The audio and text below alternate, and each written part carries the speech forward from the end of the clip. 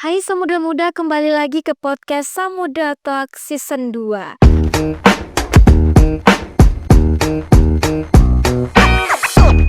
Acara hari ini akan dibawakan oleh saya, Cut Azizia Rauda dari bagian Humas Universitas Samudra. Nah, penonton setia Samudra Muda, jangan lupa siapin teh dan kopi kamu, dan ayo kita mulai obrolannya. Pada hari ini kita mengangkat tema pencegahan dan penanganan kenakalan terhadap anak.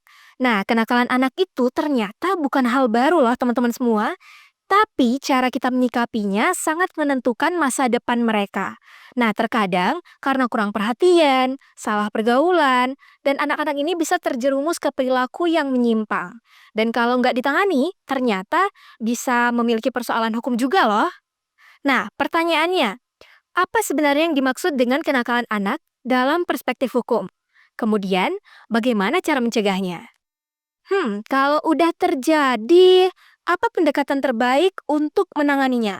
Atau memang harus menyelesaikan dari jalur hukum? Nah, semua ini akan kita kupas tuntas di episode podcast pada hari ini. Di samping saya sudah ada akademisi hukum dari Fakultas Hukum Universitas Samudra. Mari kita langsung sapa saja bersama Ibu Dr. Liza Agnesta Krisna, SHMH. Halo Ibu, selamat Halo siang. Acut, selamat siang. Ya ampun Ibu, cantik sekali Masya hari Allah, ini. sama dengan Acut. Hari ini matching kita Acut Iya, ya. kita hitam-hitam ya Bu ya. Ibu dengan Iya. Blackpinknya, Acut dengan hitam putih. Hitam putihnya, Tapi iya. nggak apa, kita masih matching hitam-hitam berdua di sini. Mungkin boleh perkenalkan diri dulu Boleh. kepada Iya. semua Samudra Muda. Terima kasih Acut. Assalamualaikum warahmatullahi wabarakatuh. Saya Dr. Liza Agnesta Krisna, saat ini adalah salah satu dosen pengajar di Prodi Hukum Fakultas Hukum Universitas Samudra. Dan memang saya adalah salah satu dosen yang berada dalam bidang hukum pidana, khususnya peminatan pidana anak. Gitu. Wah, pasti mahasiswa dari Fakultas Hukum udah nggak asing lagi nih sama Ibu Liza. Nah, sebenarnya Bu, Aci tuh penasaran banget loh sama kenakalan-kenakalan anak yang terus upgrade setiap harinya bahkan. Enggak cuma sebagai korban, tetapi ternyata anak itu bisa juga menjadi pelaku dalam pidana atau bahkan dalam hukum umumnya. Nah, sebenarnya apa yang dimaksud dengan kenakalan anak dalam konteks hukum? Kemudian, apakah semua perilaku penyimpangan yang dilakukan oleh anak itu sudah termasuk dalam melawan hukum, perbuatan melawan hukum atau tindak pidana? Ya. Mungkin boleh dijelaskan sedikit, Ya. Liza, silakan. Terima kasih Acut. Memang hari ini sebenarnya kita melihat terus terjadi ya peningkatan terhadap anak yang terlibat dengan hukum. Nah, saya mengatakan anak yang terlibat dengan hukum karena memang benar kata Acut tadi bahwa ada beberapa kategori anak yang anak itu kita sebut berhadapan dengan hukum. Ada yang kemudian anak yang menjadi korban Iya. dari kejahatan yang pelakunya adalah orang dewasa. Ada kemudian anak yang menjadi saksi dari suatu peristiwa pidana. Dan kemudian yang terakhir adalah anak yang menjadi pelaku dari peristiwa pidana tadi tuh. Nah, kalau dalam Undang-Undang Sistem Peradilan Pidana Anak, jadi kita ada di Indonesia ini suatu sistem peradilan yang khusus bagi anak, itu disebut dengan anak yang berkonflik dengan hukum. Nah, apakah kemudian semua perbuatan anak yang menyimpang ini disebut dengan kenakalan atau bagaimana? Nah, ini memang menjadi pertanyaan juga. Kalau dari konteks pidana anak, memang sebenarnya sangat dihindari yang kita menyebutnya itu adalah kejahatan. Memang itu dihindari karena akan menghasilkan stigmatisasi pada anak. Jadi kita lebih sering menggunakan kata kenakalan. Nah, akhirnya pengertian kenakalan ini menjadi luas, Sacut. Nah, misalnya begini, apa yang dimaksud dengan kenakalan? Kenakalan adalah semua perbuatan yang dilakukan oleh anak itu yang menyimpang dari norma-norma hukum. Tapi juga termasuk perbuatan-perbuatan yang di dalamnya dirasakan dan ditafsirkan oleh masyarakat sebagai perbuatan yang tercela. Misalnya begini, bolos sekolah, pergi keluar rumah tidak pamit, pulang tengah malam ya. Nah, itu kan mungkin bisa disebut sebagai kategori perbuatan yang dianggap oleh masyarakat sebagai perbuatan yang tercela, begitu.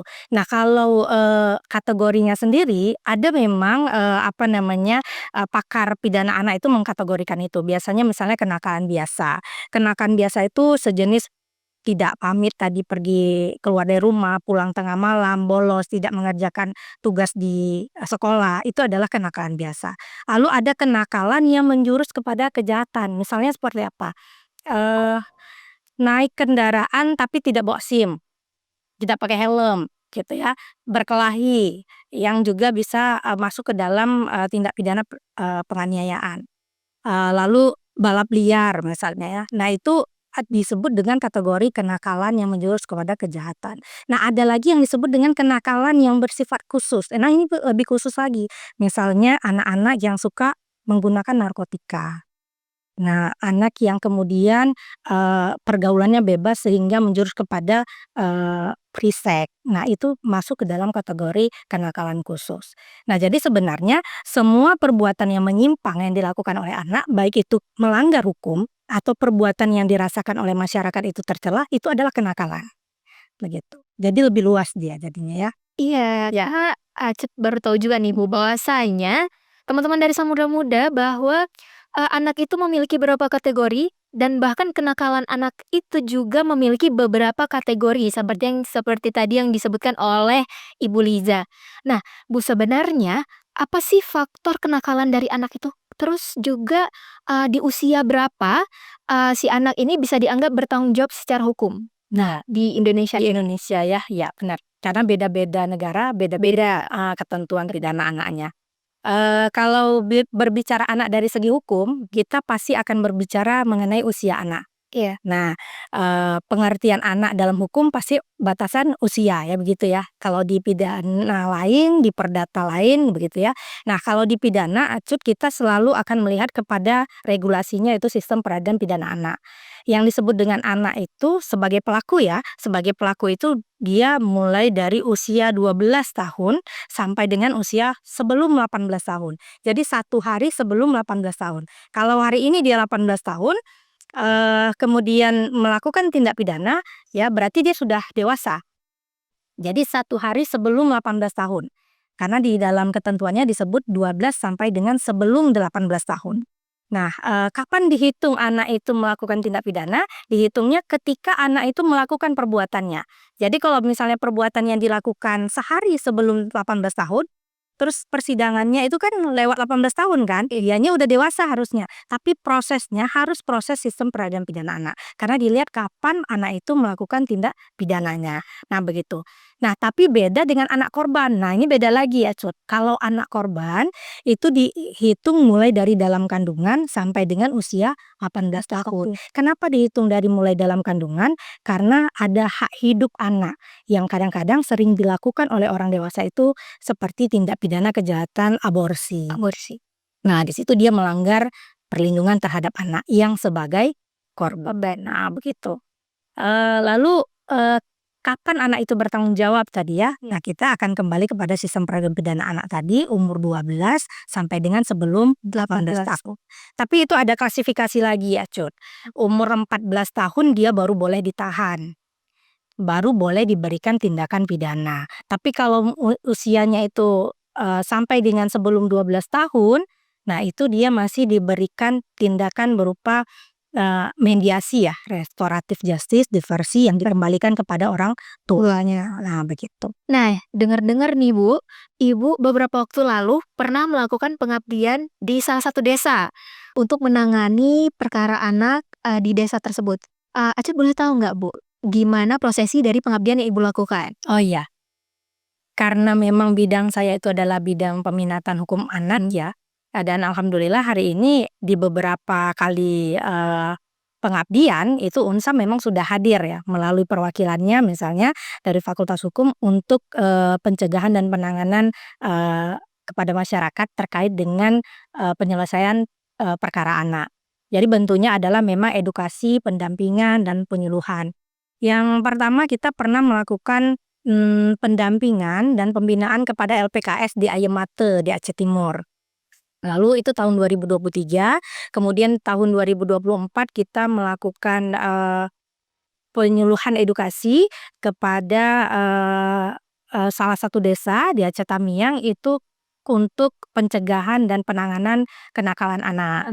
Nah, yang terakhir itu di kemarin di Gayulus, di salah satu desa kita melakukan, eee, pemberdayaan masyarakat dan lembaga adat, untuk penyelesaian perkara anak. Nah, di situ sebenarnya karena memang anak ini sangat apa ya, ada prinsip dalam sistem peradilan anak itu adalah penjara itu ultimum remedium, yang paling terakhir. Boleh digunakan untuk anak, tapi nggak boleh sering gitu. Bahkan harus dilihat kategorinya, kategori tindak pidana itu. Maka kemudian salah satu penyelesaiannya ada di lembaga adat tadi, sehingga tidak sampai kepada, pemenjaraan terhadap anak, begitu. Jangan apa-apa kayak mikir kayak, "Oh nih kalau salah langsung dipenjara." Dirampas kemerdekaan anak kan, nah itu yang nggak boleh karena prinsipnya di dalam sistem peradilan pidana anak itu, ultimum penjara, perampasan kemerdekaan itu adalah sanksi yang paling terakhir, yang bisa diterapkan kepada anak, begitu dia. Kemudian memberikan pencerahan juga kepada masyarakat bahwasanya jangan apa-apa langsung dipenjara, tapi anak-anak itu jangan langsung dihakimi. Tapi ternyata mereka juga butuh bimbingan, butuh dikasih tahu, butuh dicerahkan sedikit. Iya, ya benar karena, ini Acut, niat niat anak ketika melakukan kejahatan ini berbeda sekali dengan orang dewasa. Nah, kalau misalnya, dewasa itu melakukan perbuatan pidana itu kan biasanya mereka sudah tahu tuh akibatnya apa dan tujuannya untuk apa. Nah, sementara kalau anak karena memang mereka tidak matang secara emosional, tidak matang secara kognitif, mereka itu tidak sampai mengetahui, akibat dari perbuatan itu. Misalnya saja gini, terjadi free sex ya, Mas. Nah, mungkin kita pernah dengar ya beberapa tahun lalu ada anak SMP yang melahirkan, Iya. ya. Nah, setelah itu kan dia nggak tahu, dia harus bagaimanakan anak ini dan bagaimana itu yang dianggap bahwa anak itu belum cukup matang dan kemudian niat anak itu melakukan kejahatan itu nggak sama dengan orang dewasa. Maka itu harus dibedakan semua prosesnya, baik dari hukumnya secara material maupun proses di persidangannya, begitu. Iya, maupun material maupun Formilnya, ya material maupun formal. Oke, nah teman-teman Samuda-muda, dapat kita lihat bersama bahwasanya pernyataan yang diberikan oleh Bu Lija ini, sangat membedakan antara pidana yang dilakukan oleh orang dewasa, ataupun tindak pidana yang dilakukan oleh anak tentu memiliki cara penyelesaian yang berbeda, karena juga mereka merupakan 2 hal, yang merupakan hal yang berbeda pula. Nah, Ibu Lija, bagaimana prosesi dari, pengabdian Ibu lakukan? Apakah berjalan dengan lancar? Alhamdulillah selama ini setiap kita, melakukan bukan hanya pengabdian ya, Iya. penelitian juga konsennya saya selalu di pidana anak. Nah, setiap kita melakukan penelitian maupun pengabdian yang berkaitan dengan anak ini respon masyarakat tuh cukup baik dan mereka itu cukup, antusias ya. Karena memang ada beberapa yang, luput dari mereka selama ini. Misalnya di salah satu kota yang kita lakukan, pengabdian terkait dengan pencegahan dan, penanganan kenakalan anak itu. Nah, saya bertanya, "Apakah selama ini Bapak melihat anak-anak di desa Bapak, pulang tengah malam?" "Iya," kata aparaturnya. "Di mana mereka duduk?" "Di salah satu warung kopi." "Kira-kira ngapain, Pak?" "Ya, nggak tahu, Bu." Biasanya ada perbuatan-perbuatan kenakalan anak ini yang tadinya adalah perbuatan yang hanya menyimpang secara norma sosial masyarakat. Tapi kalau misalnya dibiarkan, itu bisa menjurus kepada kejahatan. Nah, ini yang kemudian harus diperhatikan oleh, aparat penegak kampungnya gitu ya, setidaknya, masyarakat di dalam kampung itu. Oke, awalnya nyimpang dikit, terus nyimpangnya banyak gitu ya? Biasanya dibiasain pulang malam, nggak apa-apa kan, nah begitu. Lama-kelamaan malah nggak pulang nggak apa-apa, seharusnya kan nggak boleh gitu. Nah berarti dapat kita pahami bahwasanya setiap daerah kan memiliki kenakalan remaja yang berbeda-beda nih, Bu. Ya. Nah, pada saat Ibu pengabdian di salah satu desa itu sebenarnya seperti apa penyelesaian perkara anak yang Ibu lakukan di desa itu? Eee, kita pada saat itu, tidak melakukan penyelesaiannya, Adik, tapi kita mencari, pendapat dari masyarakat situ, selama ini bagaimana penyelesaiannya. Dan, kemudian kita memberikan, beberapa pemahaman edukasi mengenai hukum anak tadi, gitu. Nah, misalnya begini, kalau itu terjadi antara, anak anak terlibat dalam KDRT misalnya. Nah, ini posisinya kan anak juga, tapi dia sebagai korban. Nah, ketika menyelesaikan itu, maka, kita harus mempertimbangkan pendapat anak. Karena di dalam konvensi hak anak itu juga menjadi salah satu prinsip ya, yang sudah kita adopsi secara internasional bahwa, salah satu azas perlindungan anak itu prinsip-prinsip, perlindungan anak adalah menerima pendapat anak, mendengarkan pendapat anak. Nah, kita harus dengarkan dia itu sebenarnya mau apa, mau seperti apa, mau tinggal sama siapa, kalau akhirnya itu adalah terjadi perpisahan. Jadi nggak boleh kemudian kita paksakan anak itu tinggal pada salah satu orang tua, yang padahal anak itu nggak merasa nggak nyaman dengan orang tua itu. Bahkan dia mungkin ketakutan hidup dengan orang tua ini, begitu ya. Nah, akhirnya kan itu akan mengganggu psikologis anak.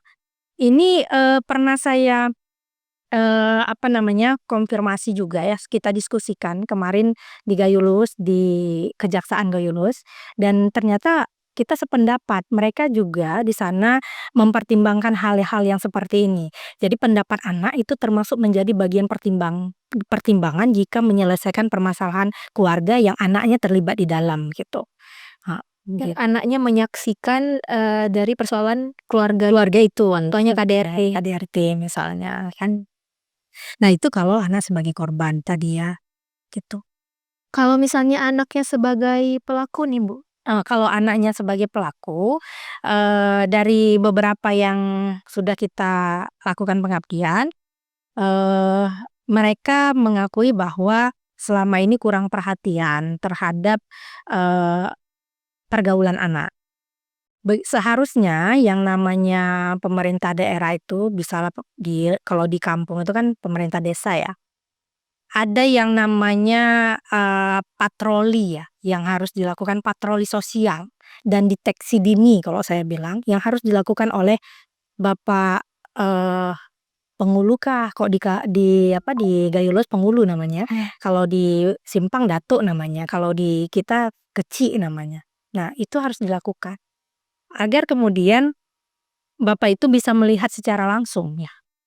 Pemimpin desa ini bisa melihat secara langsung, kira-kira apa solusi terhadap, keadaan yang dia lihat kondisi ini udah nggak baik untuk, bisa memicu namanya kenakalan anak. Nah, seperti itu. Jadi dia memang harus turun langsung, dan yang paling penting adalah pemberdayaan masyarakat, di mana masyarakat itu harus berani mengatakan bahwa melaporkan, kemudian memberikan pengaduan, melakukan kasih nasehat gitu ya, kalau dia jumpa anak yang melakukan penyimpangan. Hari ini banyak kita masyarakat nggak mau melakukan itu, kenapa? Karena kita anggap bahwa itu ranah privasi keluarga, Iya. ya kan? Anak si Polan, oh ya udah itu urusan orang tuanya begitu ya, padahal bukan seperti itu. Kalau kita mau lihat, bentuk pencegahan yang dilakukan di, desa secara bersama, baik pemberdayaan masyarakat maupun kemudian dari aparat kampungnya. Berarti kontrol sosial juga nggak kalah penting, Iya. dengan edukasi. Iya benar, gitu, iya kontrol sosial. Ya, karena memang, dengan banyaknya, persoalan atau, eee, persoalan permasalahan yang terjadi pada anak di desa, itu kan yang lebih mengetahui seharusnya masyarakat desa, aparatur desa, dan orang tua. Karena memang seharusnya mungkin mereka harus lebih aware terhadap hal-hal yang dilakukan oleh anak, contohnya seperti pulang larut malam tadi, dan lain sebagainya ya, Bu, ya? Iya benar. Ada salah satu desa kita yang kemarin kita sarankan untuk buat resam mengenai jam malam. Oke. Nah, mereka bilang, mereka, pada saat itu ya, mereka sangat antusias dan mohon nanti didampingi kalau kami membuat, resam itu. Jadi, Siap. resam itu seperti peraturan gampung ya, untuk jam malamnya. Untuk jam Untuk jam malam. Oke, karena memang Aco pernah mendengar satu istilah, Bu, yang namanya itu nullum delictum nulla poena sine previa legi punali, yang bahwasanya seseorang ini tidak boleh dihukum apabila belum ada aturan yang mengaturnya. Maka resam ini hadir menjadi solusi di masyarakat daerah sana bahwasanya, jangan dihukum dulu, ini ada aturan yang lebih jelas supaya masyarakat tidak sembarang menghakimi, tapi mereka memang, sembari membimbing, kehidupan masyarakat Iya, ada di sana. bener, Acut, karena itu yang disebut dengan azas legalitas dalam hukum pidana. Benar, Acut. Oke, Ibu. Nah, Cut, menginginkan pendapat Ibu dari ada satu statement, yang keluar beberapa waktu lalu bahwasanya Kang Deddy Mulyadi, anak-anak kata Kang Deddy Mulyadi, anak-anak yang nakal itu dikirimkan ke barak militer. Menurut Ibu gimana tuh, Bu? Ya, kita dari barak militer yang Oh iya, belum ada? Belum ya, ada? ya. Memang, apa yang dilakukan oleh Kang Deddy ya, waktu itu banyak menjadi perhatian khususnya, pemerhati anak ya, baik itu adalah pemerhati anak dari segi psikologis maupun dari pidananya. Nah, kalau misalnya, eee, saya boleh berpendapat ya nih ya, Iya, kalau saya lihat bahwa begini, ada segi positif sebenarnya, ada juga resikonya. resiko Jadi ada potensi keuntungan, ada potensi risikonya. risikonya. Nah, kalau potensi keuntungannya adalah boleh dilakukan itu karena bisa memberikan, pembimbingan secara tegas dan disiplin kepada anak. Ya, dan kemudian apalagi kalau misalnya di dalam barak militer itu yang memang dihadirkan untuk anak itu adalah figur-figur yang bisa memberikan anak itu figur tanggung jawab, pengendalian diri gitu ya. Jadi, figur anak yang untuk mengatur karakternya lah untuk kepada positif yang lebih baik. Nah, itu bagus gitu. Apalagi kemudian kalau itu disertai dengan, pengawasan lagi ya, pengawasan lagi. Karena kalau misalnya hanya pada segi negatifnya itu pada segi penghukuman fisik saja kepada anak, tidak dibarengi dengan, psikososialnya, kini khawatirnya anak jadi trauma. Nah, itu bagian dari resiko tadi saya bilang, ada potensi resiko kalau anak bisa menjadi trauma jika kemudian fokusnya hanya pada hukuman fisik. Nah, ini yang memang harus dihindari. Itu boleh saja, menurut saya yang namanya pengiriman kepada barak itu ya pembinaan lah kita bilangnya, pembinaan di barak militer, tetapi harus, memperhatikan banyak hal dari segi, psikologis anak ya, kemudian bentuk hukumannya, metodenya, pendekatannya, tujuannya seperti apa. Nah, itu harus diperhatikan. Berarti memang, boleh, Ya, tapi memiliki hal positifnya, ya, tapi di sisi lain ternyata memiliki resikonya juga, dan kita harus mempertimbangkan itu. Oke, Bu Lija, pembicaraan kita hari ini sangat menarik. iya. Nah, apakah ada pesan dari Ibu Liza untuk para orang tua, pendidik, dan masyarakat agar lebih siap dalam menghadapi dan mencegah kenakalan pada anak? Ya, Mungkin boleh disampaikan? boleh. Ya, jadi, kalau boleh saya sampaikan begini, yang namanya anak ini adalah kan, berada di banyak lingkungan ya. Ada di lingkungan dia diri sendiri dia ya, kemudian ada di lingkungan keluarganya, ada kemudian di lingkungan pendidikannya, dan kemudian ada di lingkungan, pergaulannya. Nah, semua itu sebenarnya satu sistem yang harus memperhatikan bagaimana anak itu, mendapatkan edukasi yang baik. Artinya bahwa kalau dia, di rumah, maka orang tua harus cukup baik untuk menjadi figur teladan. Karena internalisasi yang utama bagi anak itu adalah orang tua. Nah, orang tua harus cukup hadir berdua ya, berbarengan, karena biasanya ayah punya peran masing-masing dan ibu juga punya peran masing-masing, ya kan? Nah, kemudian di lingkungan sekolah juga seperti itu. Di lingkungan sekolah, anak-anak menghabiskan waktu cukup lama, dari pagi sampai dengan siang atau bahkan ada sekolah yang sampai dengan sore. Nah, ini harus cukup mendapatkan perhatian apabila kemudian terjadi penyimpangan-penyimpangan, figur yang negatif yang ketemu di sana, baik teman, guru, dan sebagainya, itu juga harus cepat ditangani oleh pihak sekolah. Nah, begitu juga dengan pergaulan di kampung tadi, di lingkungan. Nah, kalau di lingkungan, pergaulan di lingkungan, termasuk tadi adalah perhatian dari aparat Gampung, untuk kemudian melihat apakah, situasi di kampungnya itu sudah cukup untuk memberikan, hal-hal positif pada anak. Jadi perlu itu ditingkatkan lagi kegiatan-kegiatan yang sifatnya positif kepada anak. Misalnya apa, seni budaya yang anak-anak bisa ikut, remaja bisa ikut, kemudian remaja masjid, ada mungkin olahraga bersama, gotong royong bersama anak remaja. Nah, itu harus dikreatifkan lagi sehingga kemudian anak-anak penuh waktunya dengan hal-hal yang positif, begitu. Dan satu lagi, apakah Bu Lija ada harapan untuk para generasi muda saat ini agar lebih sadar hukum dan memiliki tanggung jawab sosial yang kuat? Harapannya Acut, untuk generasi muda, supaya, generasi muda ini sadar hukum ya, begitu ya. Nah, hari ini kan tidak semua generasi muda ini, berada di lingkungan yang berkaitan dengan hukum. Nah, banyak generasi muda kita juga yang berada di luar itu. Tetapi hukum ini kan selalu bertalian nih setiap kehidupan kita. Mulai dari kita bangun tidur sampai dengan kita tidur kembali. Kita selalu berjumpa dengan itu. Pergi ke kampus misalnya, ke sekolah kita jumpa lampu merah hukum juga gitu ya. Nah, kita berharap caranya adalah dengan selalu melakukan edukasi. Supaya generasi ini, mengetahui pengetahuan hukum tadi ya. Nah, edukasi ini juga nggak boleh dilakukan, tidak berkala, tidak rutin, tidak kontinu. Misalnya dilakukan 1 tahun 1 kali, kan itu nggak mungkin ya. Ada satu soalnya instansi yang pernah kita lakukan wawancara, mereka ada program itu Acut, untuk melakukan edukasi kepada, anak di sekolah. Tapi 1 tahun 1 kali, 1 tahun 1 sekolah. Nah, itu kan nggak efektif sama sekali. Nah, berarti artinya bahwa untuk kemudian meningkatkan kesadaran hukum kepada generasi muda ini harus semua bekerja. Baik itu kemudian di sekolah, baik itu kemudian di lingkungan, desa ya, misalnya lingkungan desanya, dan kemudian, impact-impact positif dari, media sosial gitu ya. Sehingga kemudian setiap, pengetahuan-pengetahuan yang diberikan di media sosial itu juga terserap secara tidak langsung pada anak ketika dia main media sosial. Media sosial. Ya, begitu. Entah itu Instagram, Entah itu Instagram, entah itu TikTok ya, entah itu Facebook misalnya. Banyaklah saya pikir pemerhati hukum hari ini yang punya komunitas-komunitas itu. Sehingga itu kan bisa menjadi satu sarana untuk kemudian, mensosialisasikan mengenai hukum, begitu.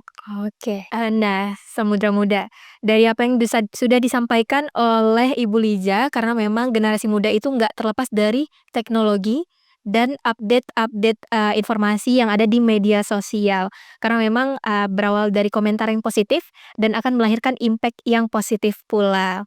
Ibu Liza, terima kasih sudah bersama kami di podcast Samudra Talk hari ini. Dan memang sebenarnya walaupun di sini perspektifnya dari perspektif hukum, tetapi juga tentunya memberi dampak yang sangat besar dari masyarakat. Contohnya seperti pengabdian yang dilakukan oleh Ibu Liza beberapa waktu lalu, entah itu di Aceh Timur, Aceh Tamiang, dan Gayo Luwes. Tapi pengabdian ini, hasil dari pengabdiannya, tentu saja membuka pemikiran bagi masyarakat, tidak hanya masyarakat yang ada di daerah Bu Liza, tapi masyarakat yang semuanya nonton podcast Samudra Talk hari ini dapat memiliki pencerahan terhadap, segala kenakalan remaja ataupun anak, yang terus, meningkat di hari demi hari. Nah, teman-teman semua, luar biasa banget materi yang diberikan oleh Ibu Liza hari ini dan insight-nya itu sangat mencerahkan kita semua. Karena memang, saya pernah membaca juga bahwasanya tujuan hukum itu 3, kepastian, keadilan, dan kebermanfaatan. Dia sudah pasti dan sudah pasti adil nantinya, dan juga tidak lupa ia pasti bermanfaat nantinya juga. Dan memang kita harus sama-sama aware, kita sebagai masyarakat, Republik Indonesia sama-sama aware terhadap segala, permasalahan sosial yang ada, terkhusus dari permasalahan yang disebabkan oleh anak ataupun remaja, bahkan dewasa sekalipun. Semoga obrolan ini bisa membuka mata kita semua bahwa menangani kenakalan anak itu bukan soal menghukum, tetapi perihal membimbing. Karena anak-anak juga merupakan generasi penerus bangsa dan setiap anak punya hak untuk diperbaiki, bukan dihakimi. Terima kasih Ibu Liza sekali lagi sudah bergabung bersama kami di Samudra Talk Season 2. Terima kasih juga kepada seluruh tim yang bertugas. Dan saya Cut Azizia Rauda sebagai host pada podcast ini pamit undur diri, sampai ketemu di episode selanjutnya. Ekum et bonum est lex legum. Apa yang adil dan baik adalah hukumnya hukum. Samudra Talk, berbagi cerita berdampak untuk masyarakat.